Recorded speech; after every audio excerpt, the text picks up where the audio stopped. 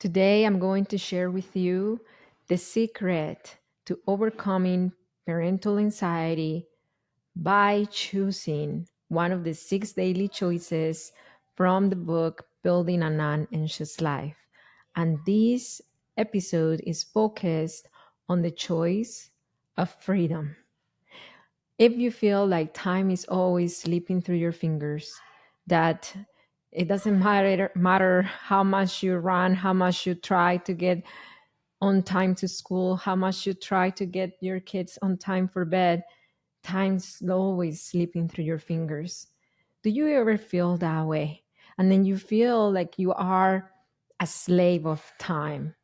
Time is your enemy. It goes against you and it fills you with anxiety that turns into reactivity towards your kids and feelings of guilt and shame and not like you're not enough towards yourself. If that is you on this podcast episode, you are going to find so much freedom and in choosing freedom, because freedom is a choice. And once we choose freedom, I'm going to tell you how that may look like and could look like as a busy parent.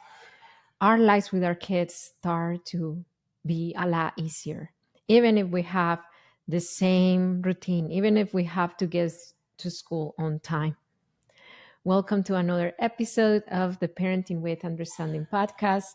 This is your host, Marcela Collier. I'm a certified parenting coach and founder of HIC, Parenting Education Agency.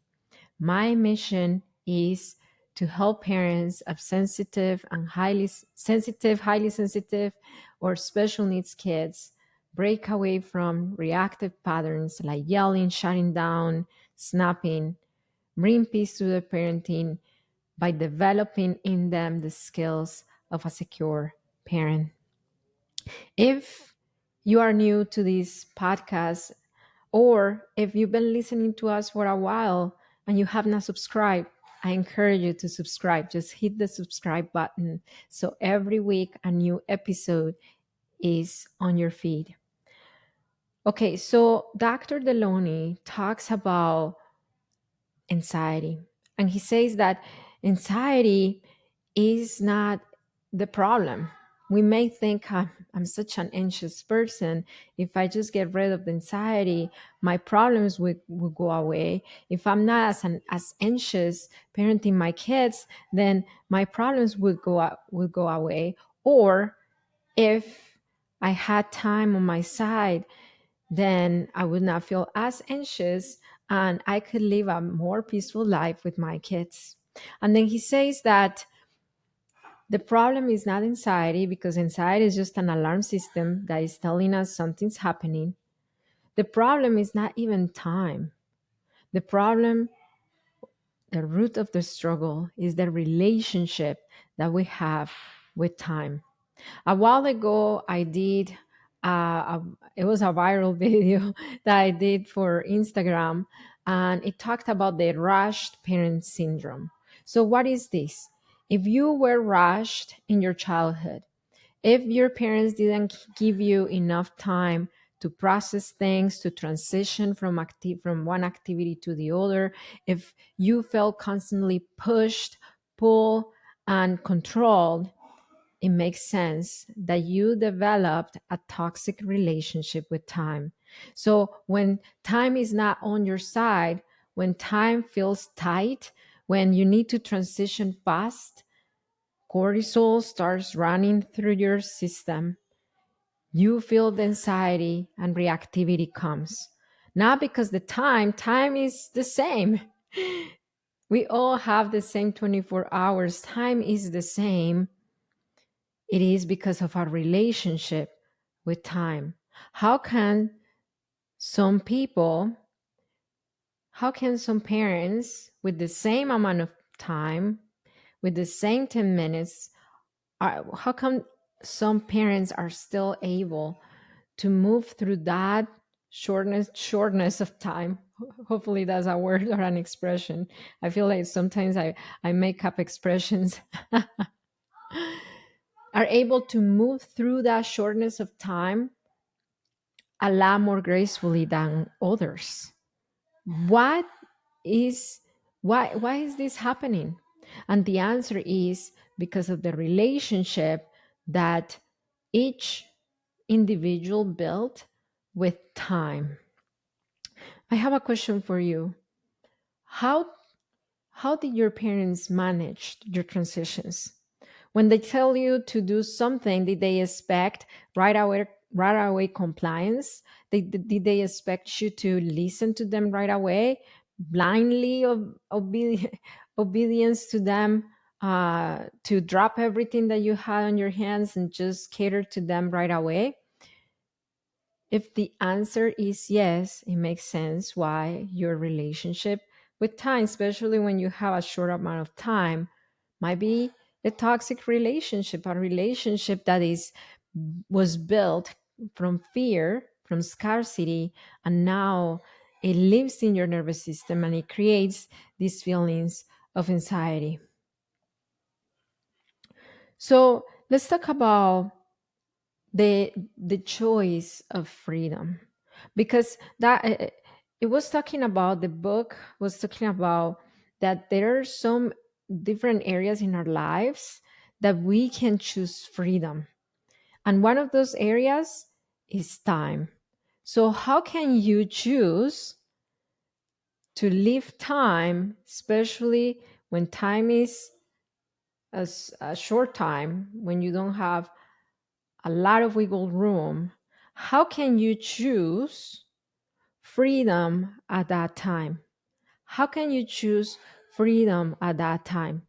Let me give you an example, a real life example that happened to me, because I have the same wound with time. I'm recovering it from it. When my twins started kindergarten, I was so anxious about getting them to school on time, because if they didn't get on time, I would get, every time I would get a little ticket and I would have to go to the front desk. And then the lady, every time I got there late, she looked me sideways. So she looked at me sideways, and I just didn't like that. And I wanted to be on time. So I was, when I woke him up, I was in a really high anxious energy. Okay, guys, we need to go. We need to go. Brush your teeth. Let's get dressed. Santi, where are your shoes? Miguel, where are your socks? We need to stop messing around. You need to focus on eating. You're not eating. And then this was creating so much anxiety for my autistic son. By the way, I have an autistic son. Yes, I'm an autism parent. And then the reaction from it, or the fact from that kind of energy that I was bringing to the table in the morning, because time was not on my side, it was that my child started creating. And I'm so glad that we were able to change that pattern soon enough that it didn't become a habit. He started creating anxiety around time. So I remember at 5 years old, he was so impatient about if his brother was taking a little longer, or if I was brushing his brother's hair and helping his brother with brushing teeth, and then Santi was already ready. And then I remember him being so anxious. And one night, my mom was spending the night, and when I came from school, she said, "What's going on with Santi? He just cries and whines and yells and say, we need to go now, we're late." And that's when it hit me. I am creating that. I am creating his own relationship with time, because of the relationship that I have with time. So I decided to choose giving ourselves the space to just get ready without rushing it. And then I started thinking, how can this be possible and still get to school on time? So I had to arrange a few things in my early morning routine, and I had to ask for help. I noticed that I was doing basically everything. My husband always leaves home. He leaves to work very, very early before the twins even get up. But I told them I cannot do everything. If we wake up and their lunches are ready and their backpacks are ready, that will help so much. And I could take over everything else. What else, Marcela, can I do to give myself that space, even with the same time? Well, my twins started going to bed with the clothes that they were going to wear the next day in school. We live in Phoenix. It's hot anyway, so it's okay if they go with they don't sleep with pajamas now. They just sleep with their school clothes, which are very comfortable clothes. They don't have a dress code. So that took something else off our plate, fighting them to get dressed. What else can I do to create that space to choose freedom when it comes to time? What else can help me make things easier? Well, we're spending so much time looking for their shoes and looking for their socks. So now their shoes and their socks are in the same place. Are in the same place. They're either by the car or in the car. It's just so easy to slip them in, and or sometimes they got in the car barefoot, and as when we parked, I just put their shoes on, and then they went right to school.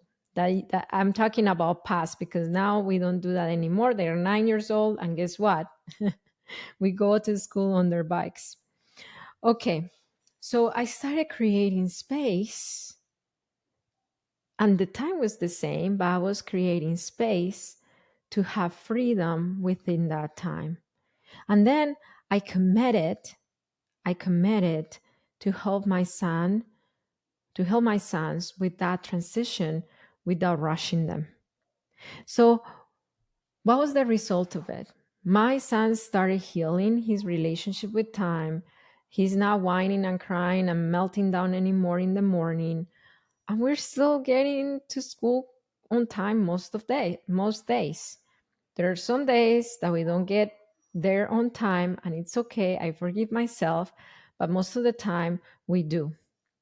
So, how can you create space to choose freedom when it comes to your relationship with time?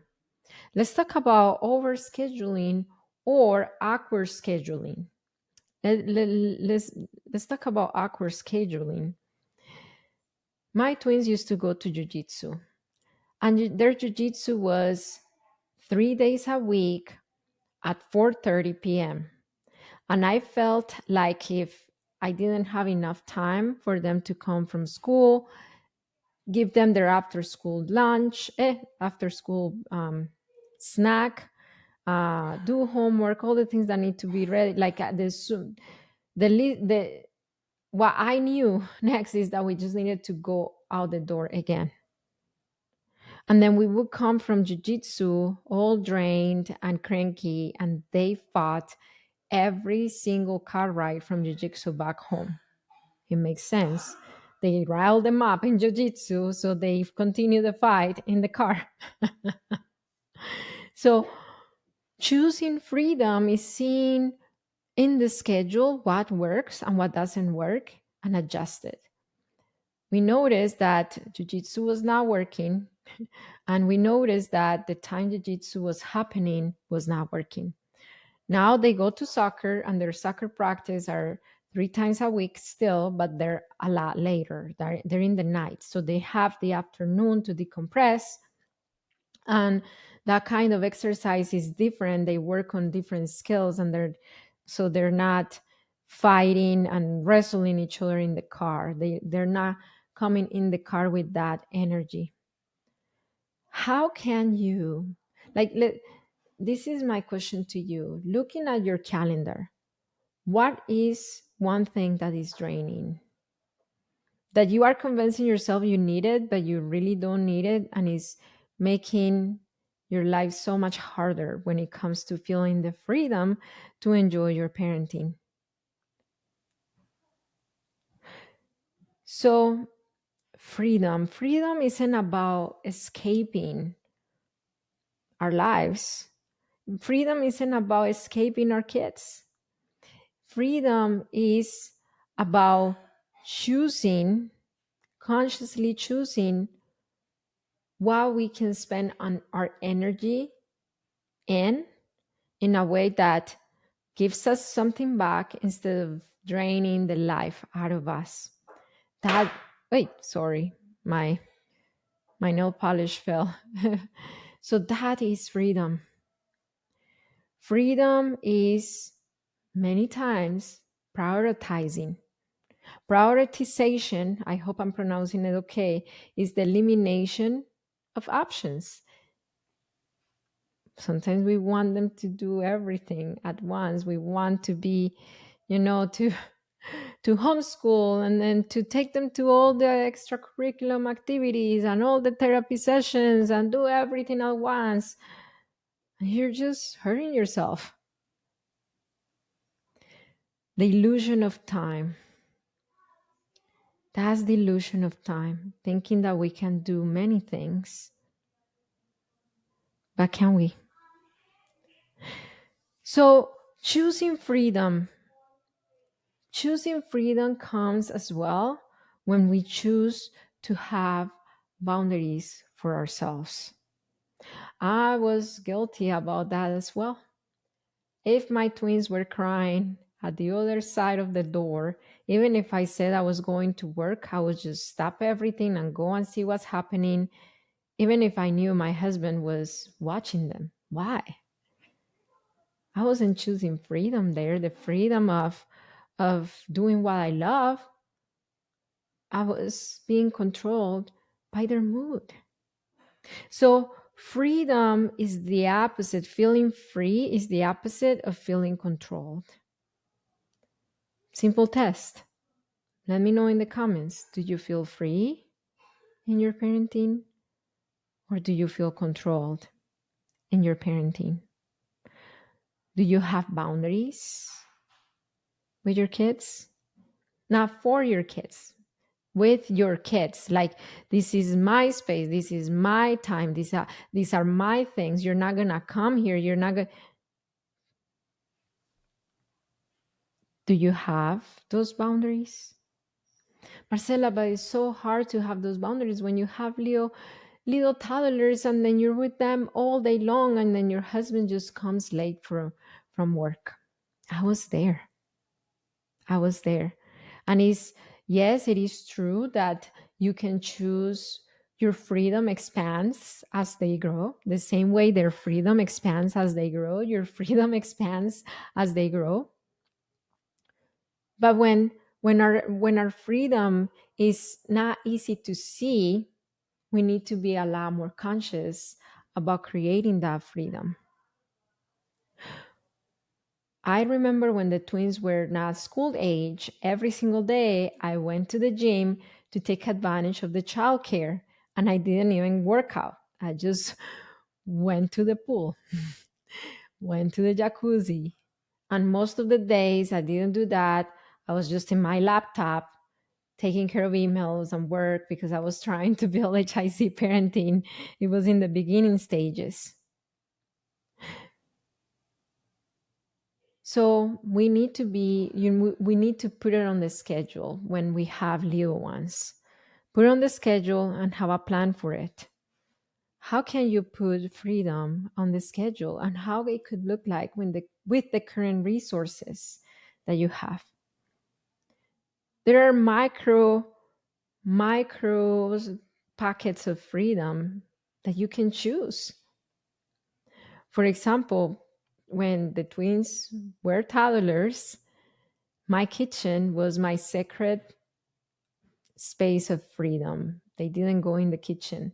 There was a baby gate blocking the entrance to the kitchen. And there were some times that I felt touched out because I'm autistic and I have a lot of sensory needs, that I just went to the kitchen, not to cook, not to do anything, just to take a deep breath, to stretch a little bit without having them being on me. And I was scrolling through through my photos the other day, and there were some photos where they were right there on the gate and their little hands were trying to reach me. Does that mean I'm a bad parent? No, I'm a parent who chooses freedom to take care of herself. That little edge of the 3 minutes that I went in the kitchen gave me the wiggle room to be regulated a lot longer once I was reconnected with them. A lot of the times our reactivity stem from us not having that freedom in our lives, even the micro freedoms. I hope that's a word too. Freedom, micro freedom. If you are Marcela, I just struggle so much with yelling and snapping, and I know what's the right thing to do. I've read it all, but I'm still there. That was a parent today in today's coaching session in HIC parenting. If that is you, if that is you, it's possible that you have an impulsive type of reactivity. An impulsive type of reactivity is it comes from not being allowed to express your emotions or to process your emotions. So you learn to react to it right away. If you were a child who was not allowed to have the freedom to be angry or to be sad or to be the opposite of happy, possibly now you have an impulsive kind of reactivity. If that is you, yes, what I'm talking in this episode helps, but as well is gaining skills to regulate your emotions. So it's not just about creating the time to do it, but knowing what to do with the time.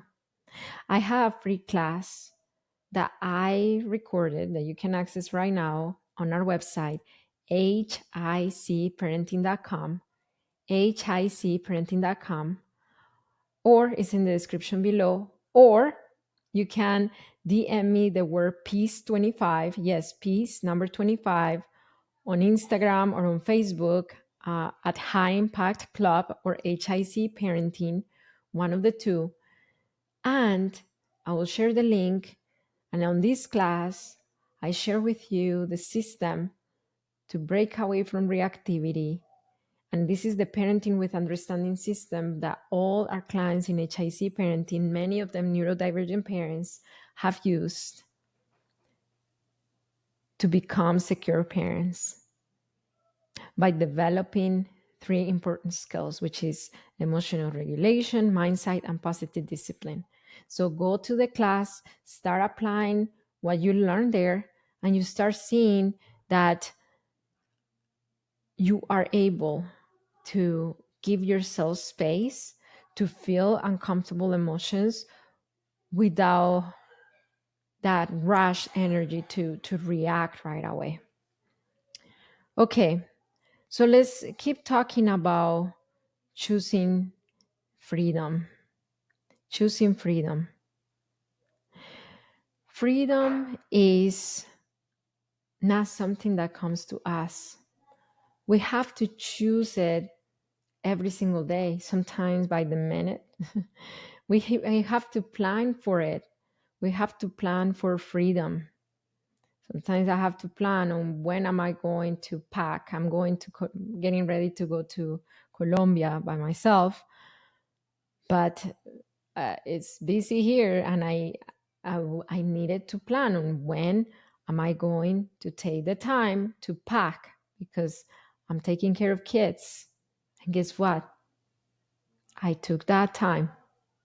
I packed when my twins were playing independently, each one in their own thing. So sometimes choosing freedom comes with trade-offs because I had to do a trade-off. I chose to trade off my engagement time with them and my play time with them because if they're playing independently, I like to observe them, watch them, and then interact with them, comment on the things that they're doing.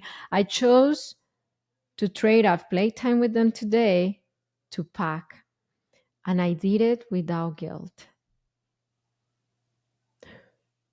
When we are not used to being free, freedom feels guilty.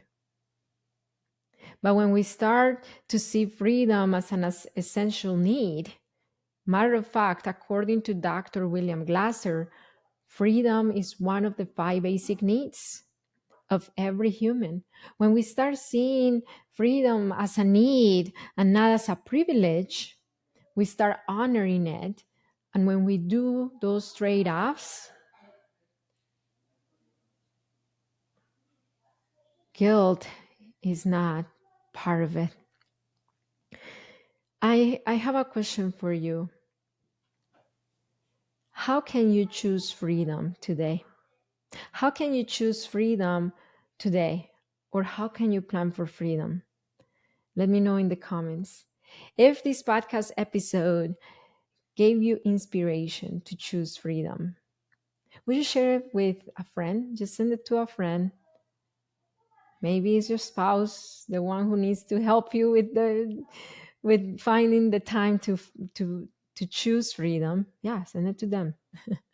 Or maybe it's your mother-in-law, or maybe it's your sister that you see her running like chicken with no head, and you're like, okay, I know this might help you. It helped me, and I know this could help you too. Send them to them right now. And I want to tell you that it only takes understanding of your needs and of your children's needs to raise your children. Bye.